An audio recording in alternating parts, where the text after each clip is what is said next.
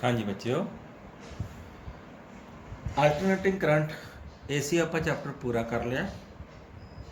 ਇੱਕ next last part ਇਹਦਾ chapter ਜਿਹੜਾ ਹੈ ਟੌਪਿਕ ਹੈ ਉਹ ਹੈ ਇਲੈਕਟ੍ਰੀਕਲ ਡਿਵਾਈਸਿਸ। ਉਹ ਰਹਿ ਗਿਆ। तो दो इलैक्ट्रिकल डिवाइसेस ਤੁਹਾਡੇ ਸਿਲੇਬਸ 'ਚ ਹਨ। ਇੱਕ ਹੈ एसी जनरेटर, दूजा है ट्रांसफार्मर। तो आओ दोनों डिस्कस करते हैं। आज पहला टॉपिक एसी जनरेटर डिस्कस करते हैं। हाँ जी, एसी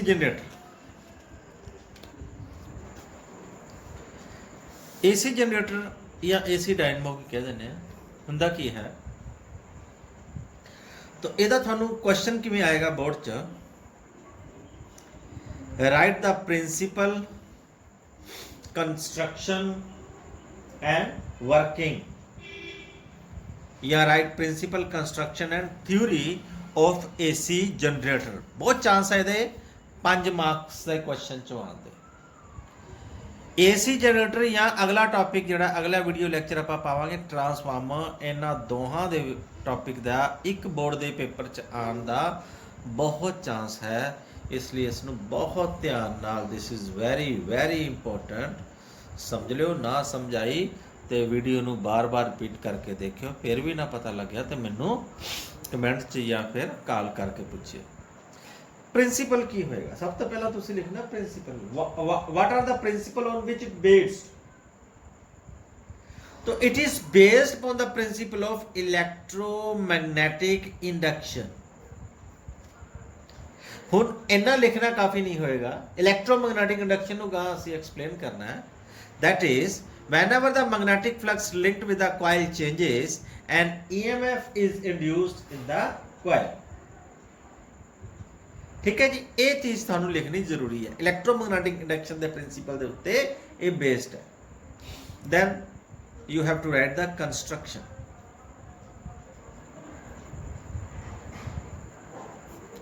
हुण कंस्ट्रक्शन क्या हुंदा? कंस्ट्रक्शन बच्चों डायग्राम तुसीं देख लेनी है। डायग्राम इस तरह बनानी है, तुहाडे सामने डायग्राम है।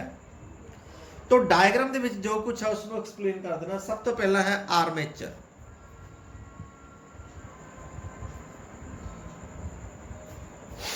आर्मेचर बच्चों तुसीं सुनिया होएगा, मोटर का या आर्मेचर सड़ गया है ना, पंप का आर्मेचर खराब हो गया।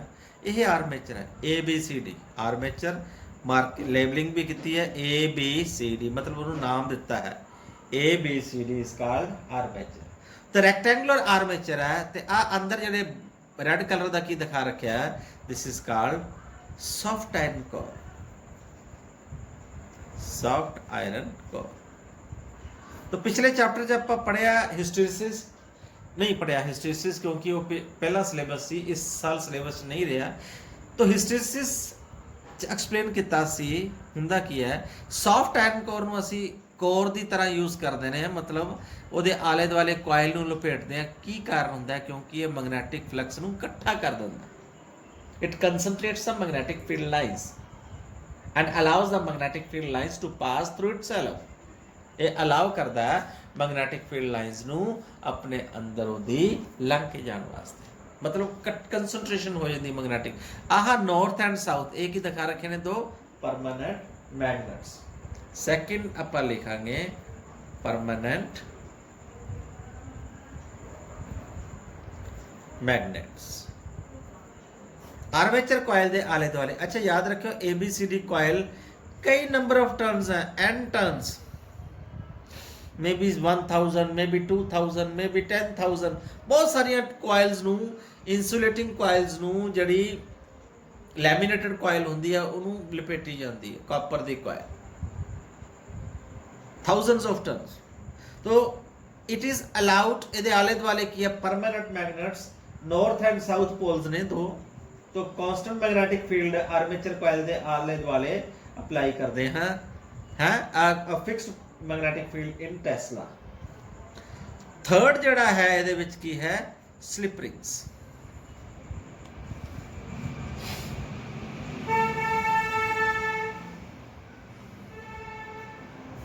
स्लिप रिंग्स, दो स्लिप रिंग्स ने R1 and R2। R1 and R2 आ देखो, आ दिखा रखी है स्लिप रिंग्स। R1 ਤੇ R2।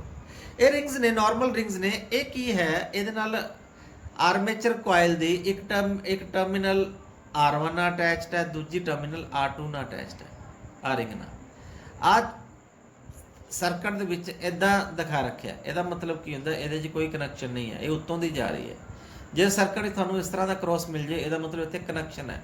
ਕਰੰਟ ਇੱਧਰੋਂ ਆ ਕੇ ਐਂ ਵੀ ਜਾ ਸਕਦਾ ਹੈ, ਇੱਧਰੋਂ ਆ ਕੇ ਸਿੱਧਾ ਵੀ ਜਾ ਸਕਦਾ ਹੈ, ਇੱਧਰੋਂ ਆ ਕੇ ਇੱਧਰ ਵੀ ਜਾ ਸਕਦਾ ਹੈ। ਲੇਕਿਨ ਜੇ ਇਹ ਆ ਗਿਆ, ਮਤਲਬ ਆਹ ਕਰੰਟ ਸਿੱਧਾ ਤਾਂ ਜਾ ਸਕਦਾ ਹੈ, ਆਹ ਕਰੰਟ ਇੱਧਰ ਜਾ ਸਕਦਾ ਹੈ। ਇਹਦਾ ਤੇ ਇਹਦਾ ਆਪਸ ਕੋਈ ਲਿੰਕ ਨਹੀਂ ਹੈ, ਇਹ ਉੱਤੋਂ ਦੀ ਤਾਰ ਹੈ। ਤੇ ਆਹ ਦਿਖਾ ਰੱਖਿਆ ਕਿ ਇਹ ਕੋਇਲ ਦੀ ਵਾਇਰ ਇਸ R1 ਤੋਂ ਉੱਤੋਂ ਦੀ ਹੋ ਕੇ R2 ਨਾਲ ਅਟੈਚਡ ਹੈ, ਸਲਿਪ ਰਿੰਗਸ। ਦੈਨ ਚੌਥੇ ਵਿੱਚ ਆਪਾਂ ਲਿਖਾਂਗੇ ਮੈਟਲ ਦੇ ਬ੍ਰਸ਼ਸ ਹੁੰਦੇ ਨੇ, ਬ੍ਰਸ਼। ਦੋ ਬ੍ਰਸ਼ਸ ਨੇ, B1 ਐਂਡ B2। ਆ ਮੈਟਲ ਦੇ ਬ੍ਰਸ਼ਸ ਹੈ, ਇਹ ਰਿੰਗਸ ਨਾਲ ਅਟੈਚਡ ਨੇ। ਇਹਨਾਂ ਦੇ ਵਿੱਚ ਬਸ ਜੁੜੇ ਪਏ ਨੇ, ਅਟੈਚਡ ਨੇ। ਇਹਦੇ 'ਚ ਕੋਈ ਵੈਲਡਿੰਗ ਵਗੈਰਾ ਨਹੀਂ ਕਰ ਰੱਖੀ। ਮਤਲਬ ਇਹ ਨਹੀਂ ਹੈ ਕਿ ਇਹ ਰਿੰਗ ਆਪਾਂ ਸਲਿਪ ਰਿੰਗਸ ਆ, ਸਲਿਪ ਕਰ ਸਕਦੀਆਂ ਇਹਦੇ 'ਚ, ਤੇ ਨਾਲੇ ਕਨੈਕਸ਼ਨ ਵੀ ਬਣਿਆ ਰਹਿੰਦਾ। ਓਕੇ, ਹੁਣ ਥਿਊਰੀ ਐਂਡ ਵਰਕਿੰਗ ਸਮਝਦੇ ਹਾਂ। ਇਹਦੇ 'ਚ ਹੁੰਦਾ ਕੀ ਹੁੰਦਾ ਹੈ, ਆ ABCD ਕੋਇਲ ਹੈ, ਇਹ ਜਿਸ ਪੋਜੀਸ਼ਨ ਦਿਖਾ ਰੱਖੀ ਹੈ, ਮੈਗਨੈਟਿਕ ਫੀਲਡ ਜਿਹੜਾ ਹੈ ਇਹਦੇ ਪੈਰਲ ਪਾਸ ਕਰ ਰਿਹਾ ਹੈ। ਇਹਦਾ ਮਤਲਬ ਮੈਗਨੈਟਿਕ ਫਲਕਸ ਇਸ ਕੋਇਲ ਦੇ ਵਿੱਚ ਕੀ ਹੋਏਗਾ, ਮਿਨੀਮਮ। ਲੇਕਿਨ ਕਿਉਂਕਿ ਜਦੋਂ ਕੋਇਲ ਨੂੰ ਰੋਟੇਟ ਕਰਾਂਗੇ, ਇਹਦੇ 'ਚ rate of change of flux ਕੀ ਹੋਏਗਾ, ਮੈਕਸਿਮਮ। ਤਾਂ according to phenomena of electromagnetic induction, ਇਹਦੇ 'ਚ ਕਰੰਟ ਫਲੋ ਹੋ ਜਾਏਗਾ। ਤਾਂ ਕਰੰਟ ਫਲੋ ਹੋਣ ਦਾ ਤਰੀਕਾ ਆਪਾਂ ਪੜ੍ਹਿਆ ਹੈ ਫਲੇਮਿੰਗਸ ਰਾਈਟ ਹੈਂਡ ਰੂਲ ਦੇ ਅਨੁਸਾਰ। ਆ ਰਾਈਟ ਹੈਂਡ ਰੂਲ, ਆ ਡਾਇਰੈਕਸ਼ਨ ਆਫ ਕਰੰਟ ਹੈ, ਆ ਡਾਇਰੈਕਸ਼ਨ ਆਫ ਮੈਗਨੈਟਿਕ ਫੀਲਡ ਹੈ, ਆਹ डायरेक्शन ऑफ मोशन। तो ए रोटेट इस तरह कर रही है, आ देखो मैग्नेटिक फील्ड लाइंस इस डायरेक्शन च है, ए रोटेट कर रही है, थल्लों दी ए रोटेट कर रही है। ABCD ने थल्ले आ जाना, ए रोटेट कर रही है ABCD। तो AB ਦੇ ਉੱਤੇ ਫੋਰਸ ਥੱਲੇ ਨੂੰ ਲੱਗ ਰਹੀ ਹੈ, ਮੈਗਨੈਟਿਕ ਫੀਲਡ ਇੱਧਰ ਨੂੰ ਹੈ, ਤਾਂ ਕਰੰਟ ਕਿੱਧਰ ਨੂੰ ਪੈਦਾ ਹੋਏਗਾ, ਫੋਰਸ ਥੱਲੇ ਨੂੰ ਹੈ, ਮੈਗਨੈਟਿਕ ਫੀਲਡ ਇੱਧਰ ਨੂੰ, ਤੇ ਕਰੰਟ A ਤੋਂ B ਇੱਧਰ ਨੂੰ ਹੋਏਗਾ। ਜਿਹੜਾ CD ਆਰਮ ਹੈ ਉੱਥੇ ਫੋਰਸ ਉੱਪਰ ਨੂੰ ਲੱਗ ਰਹੀ ਹੈ, ਠੀਕ ਹੈ। ਆ ਦੇਖੋ ਫੋਰਸ ਉੱਪਰ ਨੂੰ ਲੱਗ ਰਹੀ ਹੈ, ਅੰਗੂਠਾ ਫੋਰਸ ਦੀ ਡਾਇਰੈਕਸ਼ਨ ਦੱਸਦਾ ਹੈ, ਆਹ ਵਾਲੀ ਉਂਗਲ ਕੜੀ ਦੱਸਦੀ ਹੈ ਇਹ ਮੈਗਨੈਟਿਕ ਫੀਲਡ ਦੀ, ਤੇ ਆਹ ਵਾਲੀ ਉਂਗਲ ਦੱਸਦੀ ਕਰੰਟ ਦੀ ਡਾਇਰੈਕਸ਼ਨ। ਤਾਂ ਕਰੰਟ ਥੱਲੇ ਨੂੰ ਹੋਏਗਾ, तो इस direction ABCD direction current flow होएगा।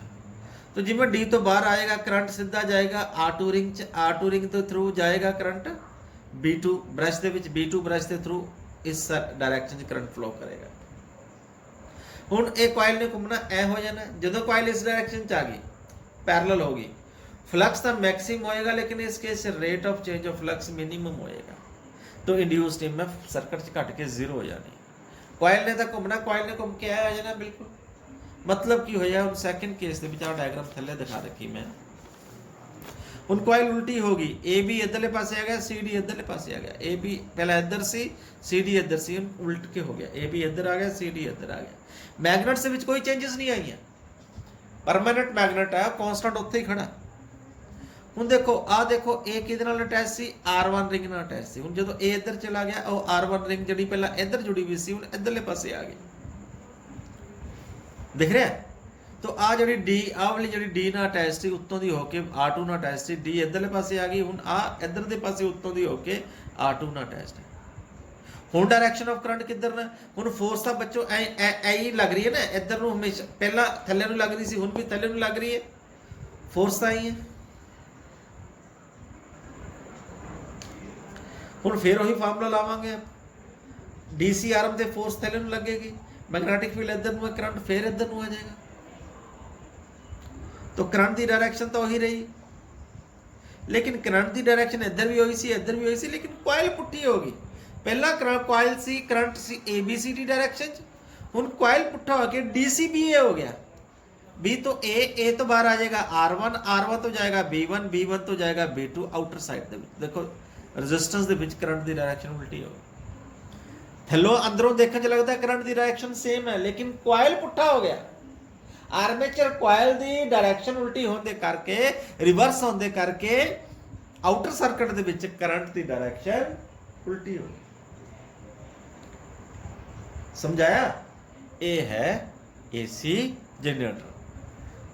एक किताब ਦੇ ਵਿੱਚ ਬੜੇ ਸੋਹਣੇ ਤਰੀਕੇ ਦੇ ਨਾਲ ਡਾਇਗਰਾਮ ਦਿਖਾ ਰੱਖੀਆਂ ਨੇ, ਉਹ ਮੈਂ ਡਰਾ ਨਹੀਂ ਕੀਤੀਆਂ ਕਿਉਂਕਿ ਟਾਈਮ ਬਹੁਤ ਲੱਗ ਜਾਂਦਾ ਹੈ। ਡਰਾ ਤੁਹਾਨੂੰ ਵੀ ਕਰਨ ਦੀ ਲੋੜ ਨਹੀਂ ਐਗਜ਼ਾਮ ਦੇ ਵਿੱਚ, ਲੇਕਿਨ ਸਮਝਾਉਣ ਦੇ ਵਾਸਤੇ ਮੈਂ ਤੁਹਾਨੂੰ ਉਹ ਡਾਇਗਰਾਮ ਸਿੱਧੀ ਬੁੱਕ 'ਚ ਦਿਖਾ ਰਿਹਾ। ਧਿਆਨ ਦਿਓ, ਆ ਦੇਖੋਗੇ ਤੁਸੀਂ ਕਿਸੇ ਬੁੱਕ ਦੇ ਵਿੱਚ ਡਾਇਗਰਾਮ ਹੈ, ਇਹ ਡਿਫਰੈਂਟ ਬੁੱਕ ਹੈ ਕੋਈ। ਹੁਣ ਇੱਥੇ ਇਹਦੇ 'ਚ ਨਾਰਥ ਇੱਧਰ ਦਿਖਾਇਆ, ਸਾਊਥ ਇੱਧਰ ਹੈ, ਇਹਦੇ ਨਾਲ ਕੋਈ ਫਰਕ ਨਹੀਂ ਪਿਆ। ਨਾਰਥ ਇੱਧਰ ਦਿਖਾ ਦਿਓ, ਸਾਊਥ ਇੱਧਰ ਦਿਖਾ ਦਿਓ, ਡਸਨਟ ਮੈਟਰ। ਹੁਣ ਆ ਟਾਈਮ t = 0 ਕੋਇਲ ਦੀ ਇੱਕ ਪੋਜੀਸ਼ਨ ਦਿਖਾਈ ਹੈ, ਵਰਟੀਕਲ ਪੋਜੀਸ਼ਨ ਦਿਖਾਈ ਹੈ ਇਹ ਵਾਲੀ ABCD। करंट की डायरेक्शन दिखाई है D तो C तो B तो A।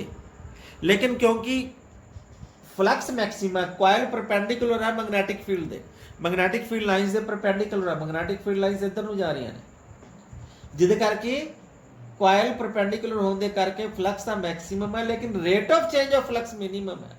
इसलिए इतने इंड्यूस्ड EMF थले ग्राफ से दिखा रखा है, 0 दिखाया। ਹੁਣ ਕੋਇਲ ਘੁੰਮ ਰਿਹਾ, ਇਸ ਡਾਇਰੈਕਸ਼ਨ 'ਚ ਘੁੰਮ ਰਿਹਾ, ਪਹਿਲਾਂ ਐ ਸੀ ਫਿਰ ਐ ਹੋ ਗਿਆ, ਆ ਦੇਖੋ ਹੁਣ AB ਇੱਧਰਲੇ ਪਾਸੇ ਆ ਗਿਆ। ਹੁਣ ਐ ਪੈਰਲਲ ਹੈ, ਮੈਗਨੈਟਿਕ ਫੀਲਡ ਬਹੁਤ ਘੱਟ ਪਾਸ ਕਰੇਗਾ, ਮੀਨਸ ਫਲਕਸ ਮਿਨੀਮਮ ਹੈ ਇਸ ਕੇਸ ਦੇ ਵਿੱਚ। ਲੇਕਿਨ ਜਿਵੇਂ ਘੁਮਾਵਾਂਗੇ rate of change of flux ਇਹਦੇ 'ਚ ਬਹੁਤ ਜ਼ਿਆਦਾ ਹੈ, ਮੀਨਸ ਬਹੁਤ ਸਾਰੀਆਂ ਮੈਗਨੈਟਿਕ ਫੀਲਡ ਲਾਈਨਸ ਇਹਦੇ 'ਚੋਂ ਇੱਕਦਮ ਪਾਰ ਕਰਨ ਲੱਗ ਜਾਂਦੀ। तो rate of change of flux maximum होने करके करंट मैक्सिमम EMF मैक्सिमम है। वो EMF की डायरेक्शन कितनी होएगी? DCB है, ठीक है जी।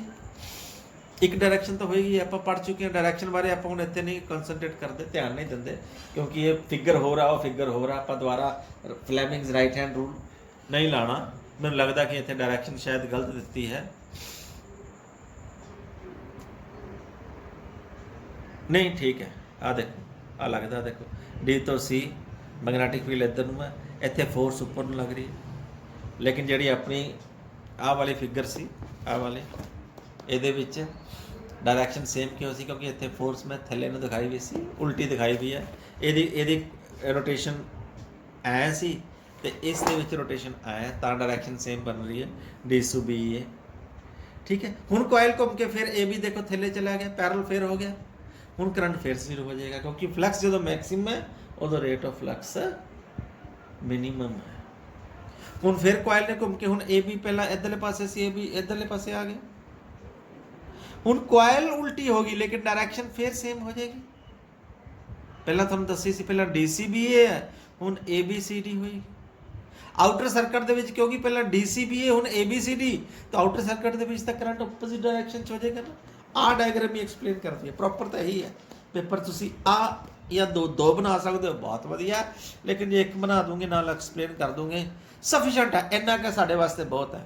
ਸਾਨੂੰ ਪਤਾ ਬੱਚੇ ਕੋਲ ਟਾਈਮ ਬਹੁਤ ਘੱਟ ਹੈ, ਸਿਲੇਬਸ ਮਤਲਬ ਪੇਪਰ ਤੁਸੀਂ ਬਹੁਤ ਜ਼ਿਆਦਾ ਲੰਬਾ ਕਰਨਾ, ਲੇਕਿਨ ਜੇ ਐਕਸਪਲੇਨ ਕਰਨਾ ਤਾਂ 2 ਡਾਇਗਰਾਮਸ ਪ੍ਰੋਪਰਲੀ ਬਣਾਉਣੀਆਂ ਪੈਣੀਆਂ। ਬਟ ਜੇ ਤੁਸੀਂ ਇੱਕ ਵੀ ਬਣਾ ਦਿੰਦੇ ਹੋ ਤੇ ਲੇਬਲਿੰਗ ਪ੍ਰੋਪਰ ਕਰ ਦਿੰਦੇ ਹੋ ਤਾਂ ਮੈਨੂੰ ਨਹੀਂ ਲੱਗਦਾ ਕਿ ਕੋਈ ਟੀਚਰ ਤੁਹਾਡੇ ਨੰਬਰ ਕੱਟੂਗਾ।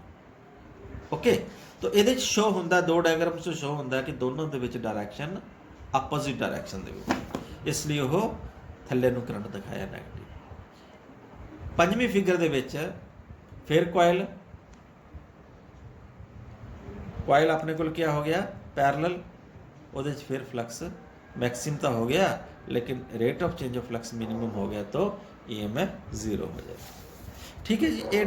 ਇਹਦੀ ਬਣਾਉਣ ਦੀ ਲੋੜ ਨਹੀਂ ਪੈਂਦੀ, ਲੇਕਿਨ ਇਹ ਮੈਂ ਤੁਹਾਨੂੰ ਦਿਖਾਇਆ ਕਿਉਂ ਹੈ? ਕਿਉਂਕਿ ਇਹਦੇ ਨਾਲ ਸਮਝ ਬਹੁਤ ਵਧੀਆ ਆਉਂਦਾ ਹੈ ਇਹ, ਠੀਕ ਹੈ ਜੀ।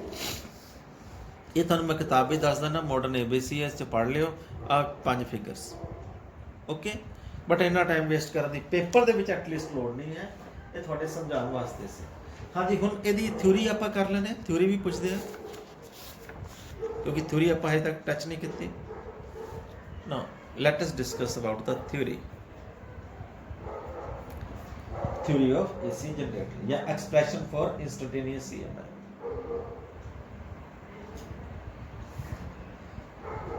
हाँ जी बच्चों, let capital N is the number of turns coils here। A क्या है? एरिया। B है magnetic field strength. and theta, which is omega into t, is phase angle with which area vector makes with the magnetic field. Then flux ਕੀ ਹੁੰਦਾ ਹੈ n into b dot a, ਇਹ ਆਪਾਂ ਪੜਿਆ flux b dot a means n into b a cos of theta, theta the value ਪੁੱਟ ਕਰ ਸਕਦੇ ਆ omega into t. तो induced EMF according to electromagnetic induction, it is equal to rate of change of magnetic flux minus d by d phi upon dt.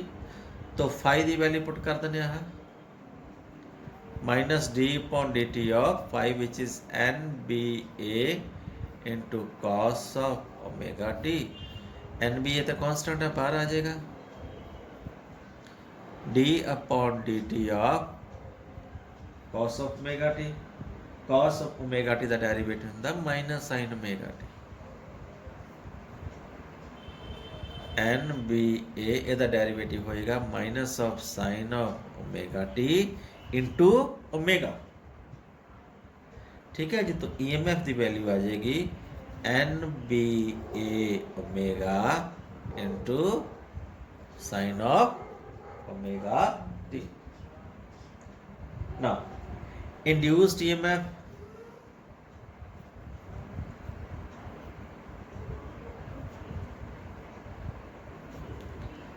will be maximum. कदों induced EMF maximum होएगा when sin of omega t the value maximum ਹੋਏਗੀ means +1. then E ਨੂੰ ਮੈਂ ਲਿਖ ਸਕਦਾ E0, तो sin omega t ਦੀ value 1 ਇੱਥੇ ਪੁੱਟ ਕਰ ਦੋ. तो ये आ जाएगा E0 की वैल्यू क्या आ जाएगी, इतने पुट करांगे तो NBA इंटू ओमेगा. तो NBA इंटू ओमेगा की वैल्यू इतने पुट कर दो तो इंड्यूस्ड EMF की वैल्यू आ जाएगी E0 into sine of omega T. एक आधा एक्सप्रेशन है अल्टरनेटिंग करंट का. ठीक है जी. तो अल्टरनेटिंग जे तुसी सॉरी अल्टरनेटिंग EM है, अल्टरनेटिंग EM है, अल्टरनेटिंग करंट नहीं. तो अल्टरनेटिंग करंट जो पता करना तो I which is equal to E upon R means E0 upon R into sine of omega t, that is equal to I0 sine of omega t. ये हो गया alternate expression for alternating current. Okay. तो अगले एक कई बार पूछ लेते हैं what are multi phase AC generator. Multi phase AC generator दो तरह के होंगे बच्चों. नंबर एक है 2 फेस एंड नंबर 2 है 3 फेस. यही अवेलेबल होंगे मार्केट च, या मतलब 3 फेस एसी जनरेटर ही मार्केट च होंगे ने. की इन्ना फर्क होंगे मैं बुक चो तुहानूं दिखा देना. आ बुक च दिखा देने. आह 2 फेस दिखाया, 3 फेस दिखाया. जिवें आ आर्मेचर कॉइल से ना, ये सिंगल रोटेशन दी सी. इसी तरह 2 रोटेशन दी जाती. जिवें आर्मेचर कॉइल एक पासे आ लपेटिया जाता, फिर 90 डिग्री से फिर एक होर कॉइल लपेटी जाती है. मतलब 2 आर्मेचर कॉइल होंगी है, एक ABCD, फिर दूजी इस डायरेक्शन होएगी EFGH मान लो. दोनों के बीच एंगल कितना 90 डिग्री. तो वह जो कॉइल बनेगा जिवें आ अल्टरनेटिंग EMF है, वो की है ये आ एक कॉइल के कारण EMF है. जो एक कॉइल के कारण EMF 0 है, दूजी कॉइल पैरल हो जाएगी, वो करके EMF मैक्सिमम. एक कॉइल दे पैरल होगी, दूजी परपेंडिकुलर हो जाएगी, वो करके EMF मैक्सिमम हो जाएगा. ठीक है. तो जो पहली कॉइल के कारण करंट मैक्सिमम है तो दूजी कॉइल परपेंडिकुलर होगी, वो करके करंट 0 हो गया. मतलब इसका ओवरऑल इफेक्ट क्या आएगा, करंट इस तरह का आएगा. सम टोटल कढ़ के ज़्यादा करंट आएगा. कहना 3 फेस ਦੇ ਵਿੱਚ ਕਿ 3 ਕੋਇਲਸ ਇੱਕ ਦੂਜੇ ਉੱਤੇ ਓਵਰਲੈਪ ਕੀਤੀਆਂ ਜਾਂਦੀਆਂ 60 ਡਿਗਰੀ ਦੇ ਐਂਗਲ ਤੇ 60 डिग्री. ਇਹ ਉਸ ਤੋਂ ਵੀ ज़्यादा अच्छा मतलब अपने को करंट मिलेगा. ठीक है जी, इस चीज़ ਨੂੰ याद रखियो। ਉਹਦੇ 'ਚ 3 फेस AC जनरेटर ਤੇ 2 फेस AC जनरेटर। ठीक है, उम्मीद है ਤੁਹਾਨੂੰ समझ आ गया होगा। अगले वीडियो लेक्चर ट्रांसफर पढ़ांगे। Thank you, have a nice day.